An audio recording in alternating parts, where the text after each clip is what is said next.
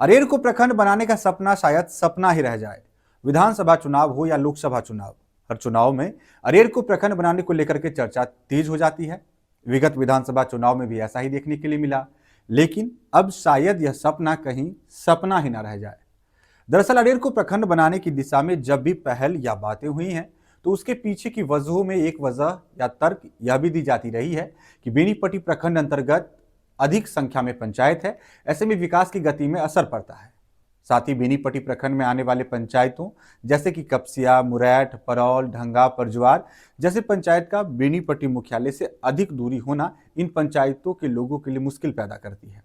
लिहाजा इन सभी तर्कों के साथ अरेर को प्रखंड बनाए जाने को लेकर के राजनीति होती रही है। लेकिन अब जो स्थिति है, ऐसे में अरेर को प्रखंड बनाए जाने की अहर्ता में सेंध लगती हुई दिख रही है।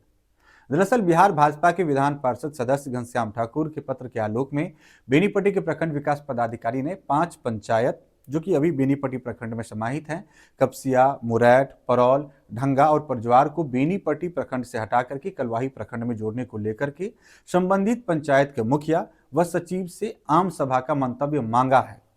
बिहार भाजपा के विधान परिषद सदस्य घनश्याम ठाकुर ने इसकी पहल 2024 में ही कर दी थी। ग्रामीण विकास विभाग के सचिव को उन्होंने इस आशय के साथ 31 दिसंबर 2024 को पत्र लिखा था, जिसके बाद प्रक्रिया में तेजी आई। वर्तमान में बेनीपट्टी के प्रखंड विकास पदाधिकारी के द्वारा ग्राम पंचायत कपसिया, मुरैठ, ढंगा, परौल एवं परजुआर के मुखिया व पंचायत सचिव के नाम जारी पत्र में बताया गया है कि घनश्याम ठाकुर सदस्य बिहार विधान परिषद के द्वारा सूचित किया गया था कि बेनीपट्टी प्रखंड के कपसिया, मुरैठ, परौल, ढंगा व परजुआर पंचायत की दूरी बेनीपट्टी प्रखंड मुख्यालय से 20 से 25 किलोमीटर है।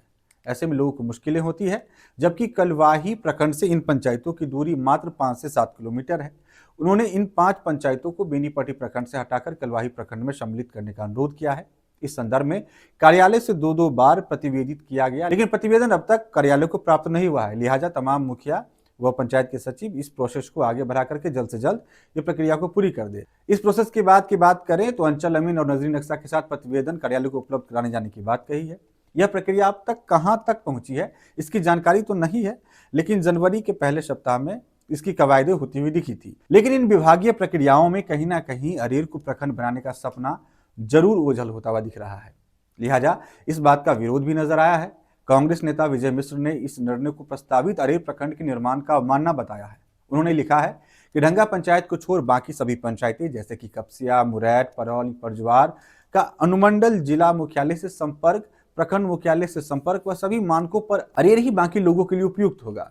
बिस्फी प्रखंड के भी 4-5 पंचायत के लोग प्रखंड मुख्यालय उल्टी गंगा तैरकर पहुंचते हैं। अरेर प्रखंड में इन्हें भी समाहित कर प्रस्तावना की गई थी, जो राजनीतिक प्रशासनिक उदासीनता के कारण धरातल पर अब तक नहीं आ सका। एक ढंगा पंचायत को छोड़ बाकी सभी पंचायत परजुआर, परौल, मुरैठ व कपसिया के अन्यत्र विलय का मैं विरोध करता हूं तथा अविलंब प्रस्तावित अरेर प्रखंड निर्माण का सरकार से मांग करता हूं। हालांकि विरोध की अपेक्षा कपसिया, मुरैठ, ढंगा, परौल एवं परजुआर के लोगों के लिए यह प्रोसेस कलवाही प्रखंड में शामिल किए जाने की प्रोसेस कहीं ना कहीं राहत की बात होगी। प्रखंड मुख्यालय के कामों के लिए अधिक दूरी तय नहीं करनी पड़ेगी। फिलहाल प्रक्रियाधीन है, इस पर आप क्या सोचते हैं? अपनी प्रतिक्रिया जरूर कमेंट करें।